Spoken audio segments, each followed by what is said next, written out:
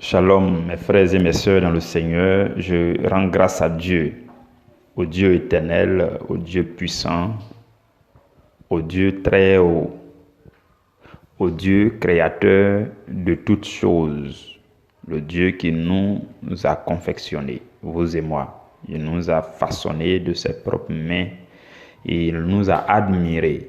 La Bible dit, il nous a connus le premier.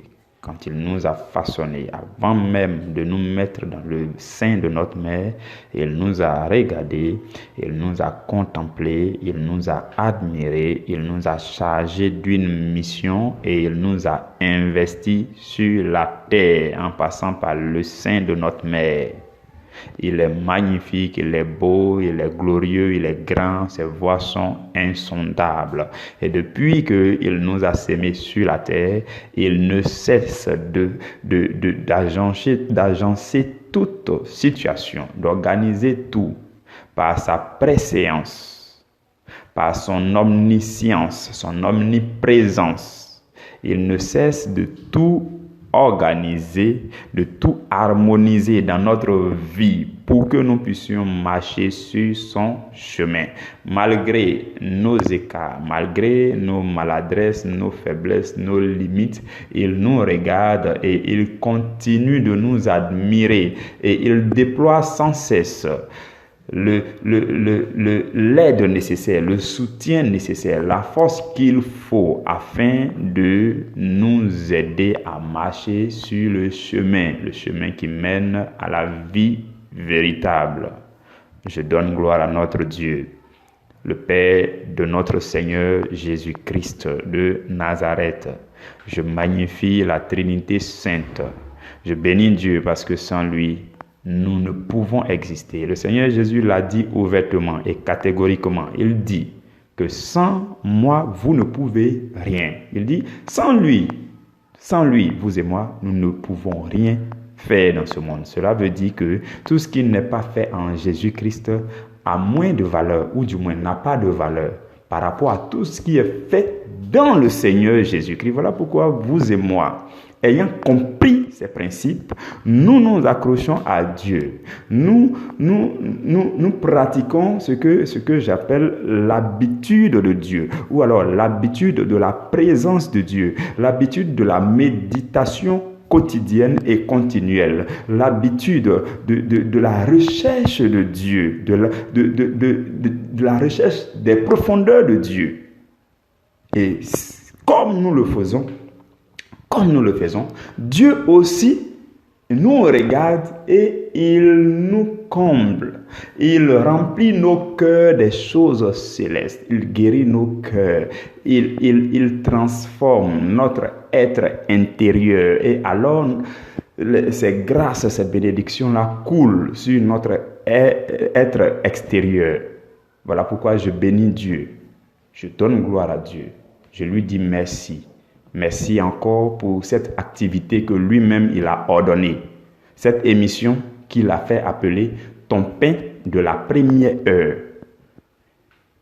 Cette émission qui nous aide à offrir à Dieu la priorité de notre journée.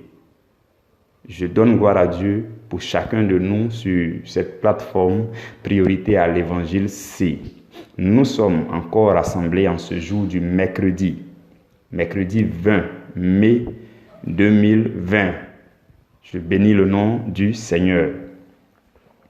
Hier, le sous-thème que nous avons médité nous a permis de comprendre que lorsque nous devenons épouses matures de Jésus-Christ, nous affrontons joyeusement les épreuves de la vie et nous les surmontons parce que nous sommes rassurés par la présence de l'époux. Aujourd'hui, mes frères et mes sœurs, le Seigneur nous donne encore de méditer un autre sous-thème et il prévoit d'autres choses excellentes pour nous, de grandes vérités qu'il prévoit nous dévoiler parce que nous sommes ses bien-aimés. Il est merveilleux, notre Dieu. Notre sous-thème de ce jour, c'est « Il faut que l'épouse ait les mêmes sentiments que l'époux ». Il faut que l'épouse ait les mêmes sentiments que l'époux. Le sous-thème dit « il faut que ». Il faut que, ça veut dire que depuis que nous sommes devenus épouses, il faut qu'on continue de travailler pour devenir une épouse mature. De sorte que nous finissions par avoir les mêmes sentiments que notre époux Jésus-Christ de Nazareth. Nous allons lire Philippiens chapitre 2. Nous allons lire 2 textes ensemble. Philippiens chapitre 2 d'abord. Philippiens chapitre 2 dit, à partir du verset 5 jusqu'au verset 11, dit « Ayez en vous les sentiments qui étaient en Jésus-Christ, lequel, existant en forme de Dieu, n'a point regardé comme une proie à arracher d'être égal avec Dieu, mais s'est dépouillé lui-même en prenant une forme de serviteur, en devenant semblable aux hommes, et ayant paru comme un simple homme, il s'est humilié lui-même, se rendant obéissant jusqu'à la mort, même jusqu'à la mort de la croix. » Le verset 9 dit, « C'est pourquoi aussi Dieu l'a souverainement élevé et lui a donné le nom qui est au-dessus de tout nom, afin qu'au nom de Jésus, tout genou fléchisse dans les cieux, sur la terre et sous la terre, et que toute langue confesse que Jésus-Christ est Seigneur, à la gloire de Dieu le Père. » Mes frères et mes sœurs dans le Seigneur, notre Seigneur Jésus-Christ est venu sur la terre. Il est venu accomplir tout ce qu'il fallait accomplir pour que vous et moi, nous soyons épousés par lui. Et il nous a laissé de faire tout ce que nous devons faire pour que nous puissions l'épouser en retour. Et la Bible dit dans Éphésiens chapitre 2 verset 6 que Dieu nous a transportés avec Christ jusque dans les lieux célestes. L'époux ne peut pas vivre dans le ciel à la droite du Père et les épouses traînent à terre. Voilà pourquoi, mes frères et mes sœurs, toutes les fois que vous êtes connectés à Christ, vous ne vivez plus sur la terre.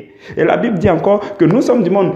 Nous sommes dans le monde, mais nous ne sommes pas du monde. En fait, la connexion que nous avons avec le Seigneur Jésus-Christ, notre époux, fait que nous marchons sur la terre, mais en réalité, nous sommes au-dessus. Voilà pourquoi on dit fréquemment que vous et moi, nous sommes au-dessus de Satan et de ses plans, Satan et ses œuvres. Nous sommes largement au-dessus parce que Dieu nous a transportés et nous sommes assis dans les lieux célestes avec Jésus-Christ qui est notre époux.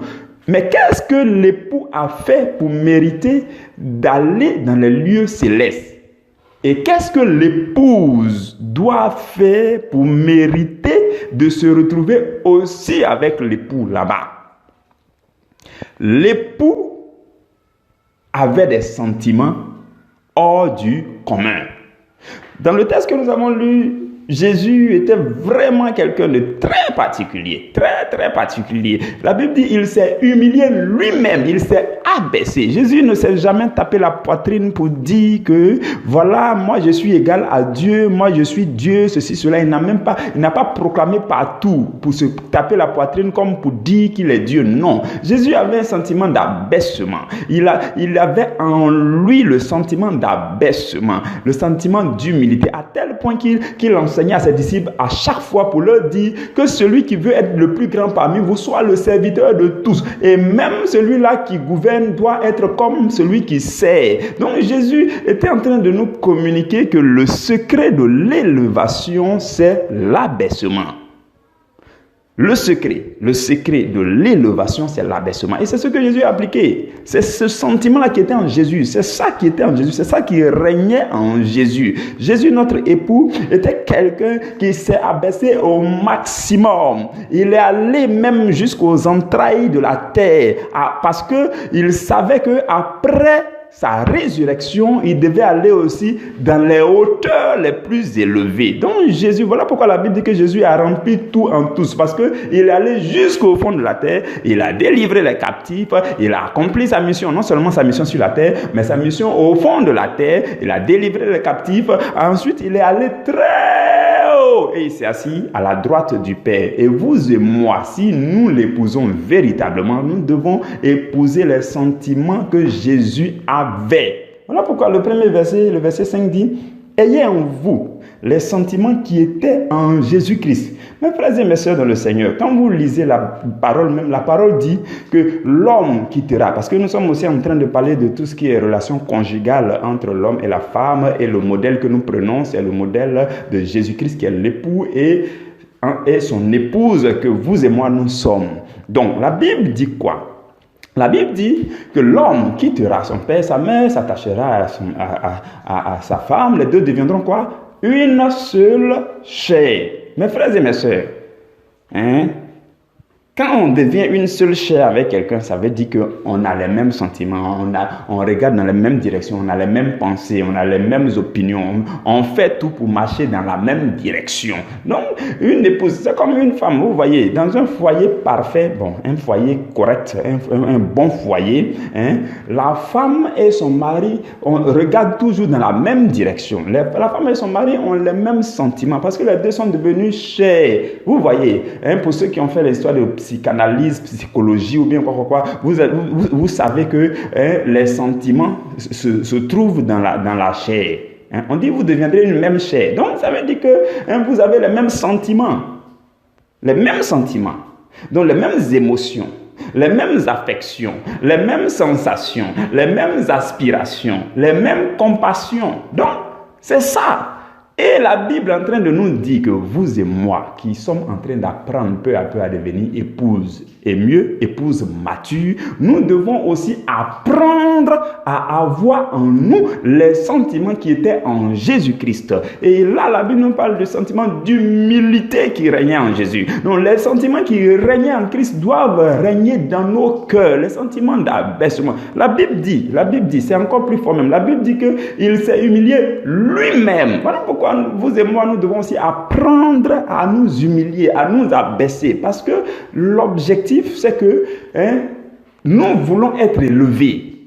Nous désirons. Jésus dit celui qui veut être le plus grand. Ça veut dire que c'est normal qu'on cherche à être plus grand. Donc si nous voulons être plus grand, mais il donne le secret, il dit que celui qui veut être le plus grand soit le serviteur de tous. Voilà pourquoi nous devons nous armer de ce sentiment, de cette manière de penser. Parce que quand Jésus l'a appliqué, Jésus s'est retrouvé très haut. Donc si vous et moi nous appliquons, nous nous retrouverons aussi très haut. Peu importe le domaine dans lequel vous êtes. Peu importe, je vous dis, dans votre génération, dans votre monde là, si vous voulez être très élevé, appliquez le secret de l'humilité, le secret de l'abaissement. Et épousez les sentiments qui étaient en Jésus-Christ. Ayez les mêmes sentiments que Christ. L'humilité. Vous voyez, le deuxième texte que je voudrais qu'on lise, c'est 1 Corinthiens chapitre 6. Nous allons lire le verset 15 jusqu'au verset 17, qui va nous révéler quelque chose de très fort. C'est vraiment fort ce texte-là. Je l'aime vraiment, je l'aime. 1 Corinthiens chapitre 6, le verset 15 dit, « Ne savez-vous pas que vos corps sont les membres de Christ ? Prendrai-je donc les membres de Christ pour en faire les membres d'une prostituée ? Loin de là. Ne savez-vous pas que celui qui s'attache à la prostituée est un seul corps avec elle? Car il est dit, les deux deviendront une seule chair. » Et le verset 17 dit, « Mais celui qui s'attache au Seigneur est avec lui un seul esprit. » Le verset 17 me plaît vraiment. Il y a une très grande révélation dans le verset 17. Mes frères et mes sœurs dans le Seigneur, la Bible nous dit ici que celui qui s'attache, tout à l'heure on en avait déjà parlé de ça, celui qui s'attache à quelqu'un, il devient même chair. Ça veut dire que si toi, tu t'amasses t'attacher à la prostituée, vous devenez même chair. Si tu je parle spirituellement, si tu t'attaches aux œuvres du diable, vous devenez même chair.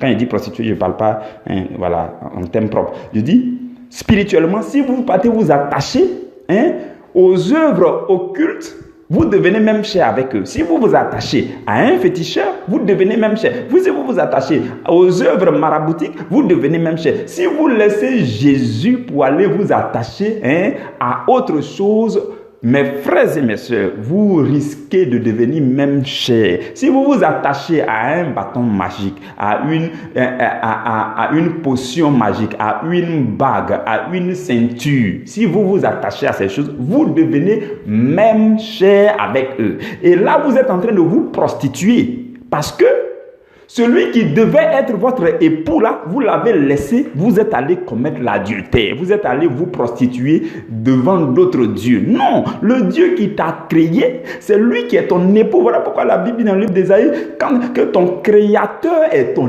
époux. Donc, c'est le créateur qui doit être ton époux. Mais tu laisses le créateur pour aller te prostituer devant la créature. Si tu t'en vas adorer de l'eau, une forêt sacrée, ou bien le bois sacré, ou bien quoi, tu deviens même cher avec eux. Ce n'est pas là-bas ta destinée. Non, loin de là.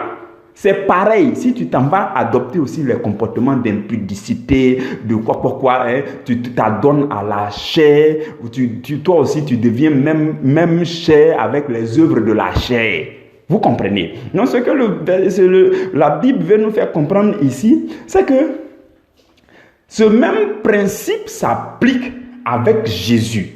Au lieu de se lever pour aller se prostituer à d'autres choses, pour aller s'adonner à d'autres choses, pour devenir même cher avec eux, la Bible dit que de la même façon, le verset 17 dit, de la même façon, si quelqu'un s'attache au Seigneur, le Seigneur là, lui n'a pas de chair en tant que tel. C'est quand il était sur la terre qu'il était dans le corps. Et les sentiments qu'il avait quand il était sur la terre là, il était humble, il était amour, il était compassion, tout ça. Ce sont ces sentiments-là que le premier texte nous demande d'avoir. Ça, ce sont les sentiments que Jésus avait quand il était sur la terre. Là, il était dans un corps. Donc, ces sentiments-là, on peut les avoir aussi dans notre âme parce que nous sommes dans un corps. Donc, depuis que Jésus est parti là, il est esprit. Il est devenu totalement esprit. C'est vrai, il est là-bas avec son corps physique là, son corps que les gens ont flagellé ici là, il est là-bas avec. Mais il n'éprouve plus les sentiments charnels, comme les hommes là. Non, il est devenu glorieux, voilà. Il a un corps glorieux. Ce corps glorieux là, c'est un corps physique, mais c'est un corps spirituel, glorieusement spirituel. C'est un corps qui est très éclatant. C'est un corps qui n'a pas pareil. Donc, les sentiments qu'on doit avoir dans un premier temps, c'est les sentiments qu'il avait quand il était sur la terre ici. Quand il n'était pas encore mort là, quand il était sur la terre ici, il était humble, il était amour, il était compassion. On commence par là. On commence par avoir ces mêmes sentiments. Parce que Jésus sur la terre est aussi notre époux, au même titre que Jésus ressuscité et monté au ciel. Donc, ça commence par quand il était sur la terre, les sentiments qu'il avait. Il était amour, il était compassion, il était soumis, vous voyez. Donc, ça commence par là. Et maintenant, le deuxième texte de 1 Corinthiens 6, là, va venir nous dire que si nous nous attachons au Seigneur Jésus, si nous nous attachons aux choses spirituelles d'en haut, nous nous attachons. La Bible dit que depuis que nous ne sommes plus charnels, nous sommes devenus spirituels. Là, il faut qu'on affectionne les choses d'en haut. Donc, quand vous allez commencer à affectionner les choses d'en haut, vous allez commencer à vous plonger dans la méditation. Vous allez chercher à vous attacher au Seigneur dans la prière, à rechercher le Seigneur, à penser au Seigneur continuellement, à lui donner gloire, à le chanter, à l'adorer. Quand vous allez vous attacher ici au Seigneur, le verset 17 de 1 Corinthiens chapitre 6 dit que celui qui s'attache au Seigneur devient avec le Seigneur un même esprit. Waouh, c'est très glorieux ce verset. C'est quelle belle révélation. Ça veut dire que quand on dit quelqu'un devient même esprit avec le Seigneur, là, ça veut dire que le Saint-Esprit là, il est en toi-même. Quand tu bouges à gauche, c'est le Saint-Esprit qui t'a dit de bouger à gauche. Donc vous voyez à quel niveau l'homme peut parvenir. L'homme peut parvenir à tel point que son esprit est dans une communion excellente avec le Saint-Esprit. Vous comprenez, mes frères et mes sœurs, ce que le Seigneur peut faire pour nous. Donc, tout à l'heure, ce que nous avons commencé par expliquer, les sentiments même qu'on peut avoir dans notre âme, l'amour, la compassion, quand Jésus était sur la terre ici. Vous voyez, ça c'est le début. Et progressivement, si nous nous attachons au Seigneur, aux choses célestes, à la parole du Seigneur, que nous obéissons à la volonté du Seigneur, que nous nous abandonnons au Seigneur en tant qu'épouse et que nous travaillons continuellement et que nous attachons véritablement aux choses du Seigneur, on devient avec lui un seul esprit. Un seul esprit. C'est très profond ce texte-là. Ça peut paraître difficile à accepter. La Bible dit que celui qui s'attache au Seigneur devient un seul esprit avec le Seigneur. Ça paraît difficile à accepter. Mais c'est la Bible qui l'a dit. La Bible dit si vous vous attachez, ça c'est le sommet des sommets. Quand tu t'attaches au Seigneur, au fur et à mesure, là, le Saint-Esprit devient plus actif en toi que toi-même ton esprit avec petit e. C'est-à-dire ton esprit avec petit e là est tellement en communion avec le Saint-Esprit que, c'est-à-dire que tes décisions là, souvent même tu ne te contrôles plus. Souvent même tu fais des choses, on ne comprend pas, mais tu as fait. Et à la fin, on sait on découvre que effectivement tu avais bien fait, c'est Dieu qui a ordonné, ainsi de suite. Donc, en fait, à un moment donné là, tu deviens comme un même esprit avec le Seigneur. Bon, c'est un niveau vraiment, un sommet quoi. Mais c'est ce que nous devons chercher. Vous voyez, à chaque fois, il est important de découvrir le bas niveau et aussi de savoir quel est le haut niveau. Le bas niveau, c'est quoi? Pour ce que nous avons aujourd'hui, pour notre méditation d'aujourd'hui, le bas niveau, quand on dit, quand le sous-thème nous dit, ayez les sentiments qui étaient en Jésus-Christ l'époux. Le bas niveau, c'est que pendant que nous sommes sur la terre ici, on essaie de voir, quand Jésus était sur la terre ici, quels sont les sentiments qu'il avait. Là, Philippiens chapitre 2 nous a renseigné les sentiments qui étaient en Jésus, il s'humiliait, il s'abaissait, tout ça, ainsi de suite. Donc, quand il était sur la terre ici, on peut commencer par là. Mais quand on va en profondeur, on continue à travailler, on continue. Et quand on devient épouse mature, mes frères et mes soeurs, dans un même foyer, là on dit qu'ils sont devenus même chair. Ça veut dire aussi qu'ils peuvent devenir même esprit. Donc, Jésus est notre époux. Et si nous travaillons pour être épouse mature, on devient même esprit avec lui. Non, ce verset-là est très fort. Vraiment très fort. Et ce verset-là s'est révélé.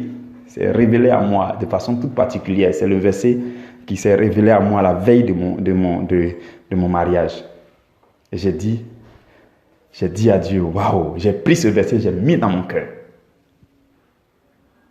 J'ai mis dans mon cœur. Le Saint-Esprit a enfoncé ça dans mon cœur. Le verset s'est révélé à moi d'une façon toute particulière. Je me suis mis à prier pour dire, Seigneur, je m'en vais. Je quitte mon père et ma mère. Je m'en vais m'attacher à elle. Pour qu'on devienne une seule chair. J'ai compris. Mais il faut que elle et moi, on s'attache à toi pour que chacun de nous devienne même esprit avec toi. Non. Quand je suis sorti de là, il dit, waouh. J'ai expliqué ça à mon épouse, j'ai dit, c'est pas ce que le Seigneur veut. On est devenu même chair, tu vois. Mais la prochaine étape, c'est que chacun de nous doit s'attacher au Seigneur. Ensemble, on s'attache au Seigneur. Quand chacun se retrouve seul, il s'attache au Seigneur. Quand on est ensemble, on s'attache au Seigneur. Parce que l'objectif ultime, ce n'est pas que toi et moi on devienne même chair. Ce n'est même pas ça l'objectif de Dieu. C'est pour que, étant même chair là, la même chair là s'attache au Seigneur et qu'on devienne même esprit avec lui pour qu'on parvienne au royaume des cieux. C'était très profond ce verset-là. Et ça m'a nourri et ça me fait du bien. Je bénis le nom de Dieu jusqu'aujourd'hui. Alors, frères et sœurs dans le Seigneur, nous en sommes à la fin de notre méditation. Je bénis le nom du Seigneur pour votre présence, pour votre écoute, pour votre aimable écoute, pour votre humilité. Que la grâce de Dieu demeure avec vous. Que par la puissance de Dieu, les sentiments de l'époux vous soient communiqués. Parce que vous avez écouté cet enseignement. Je prie que l'Esprit de Dieu transmette l'onction que Dieu a rattachée à cet enseignement, à cette méditation, que cette onction-là vous soit communiquée. Pour que vos cœurs épousent les mêmes sentiments qui étaient en Jésus notre époux et que mieux vous soyez guidés, conditionnés à vous attacher au Seigneur jusqu'à devenir un seul esprit avec lui. Je prie et je le demande à Dieu dans le nom de Jésus-Christ de Nazareth. Amen. Restez bénis. On se rencontre demain pour méditer sur un autre sous-thème. Le sous-thème de demain, jeudi 21 mai, le sous-thème c'est l'épouse mature est à jamais liée à l'époux.